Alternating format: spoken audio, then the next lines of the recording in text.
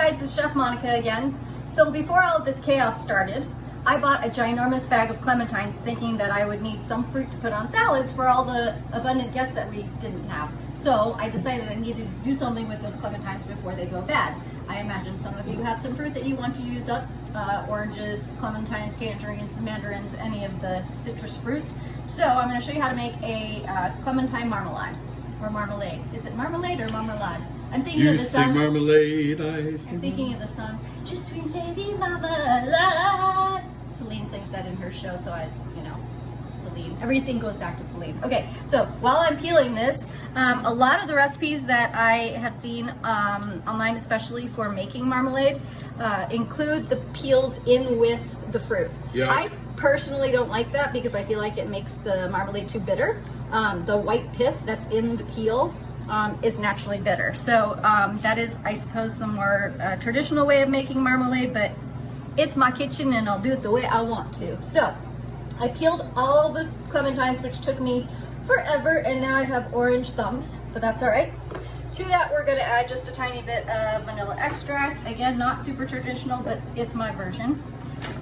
Sugar, obviously. I don't like my jams and preserves to be super sweet, but they do need the sugar to help break them down and soften them and to turn them into a liquefied form. So we're gonna add to this, that was about 25 or so clementines. I'm gonna say about 1.5 cups of sugar. I'm eyeballing that, obviously, but if you would like to measure it, you're welcome to. And then, instead of orange juice or any of the zest, I'm gonna use a little bit of orange blossom water. I know, orange blossom water, again. Everybody kind of teases me about that because it's in almost all my recipes. That or herbs de Provence. The reason I like orange blossom water is because it gives it sort of like this really vivacious orangey flavor without a lot of it. So this bottle will last me a tremendous amount of time. And that's low in acid, right? Yep, it has no acid in it. A little goes a long way.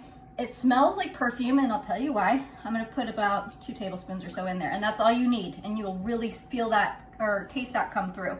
So orange blossom is made by taking the blossoms from the orange before it turns into an orange, boiling that in water, capturing it in a siphon, and then recondensing that into a liquid. That's called steam distillation. It's exactly the way you make perfume. So that's why it smells like perfume, but it has a lovely flavor as well.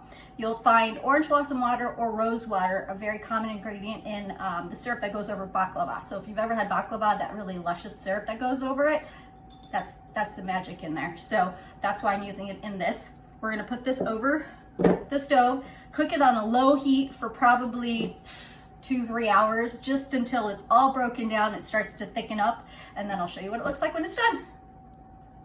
Hey guys, so this is all finished down. As you can see, I'm crammed in the corner because that's where my plug is from my Vitamix or blender, as the case may be. And if you look at this, it's cooked completely down. Can you see how much volume that lost? So obviously I don't want to leave this chunky as it is, so I'm going to go ahead and run it through my Vitamix and puree it up so it's nice and smooth. And then I'll give it a quick taste, see if it needs any more sweetness. At this point, if I did want to add a little more sweetness to it, I'd probably just add a little bit of honey to sweeten it instead of sugar, because I don't want to have that granular taste in my mouth. Let's puree that.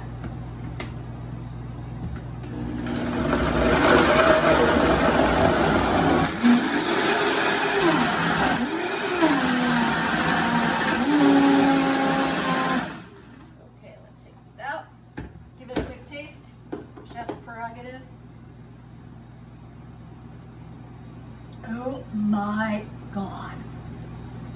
Nothing else needed. Okay, I'm gonna go get a spoon. See you later. That's foodgasmic. I'm going to get a spoon. Bye-bye.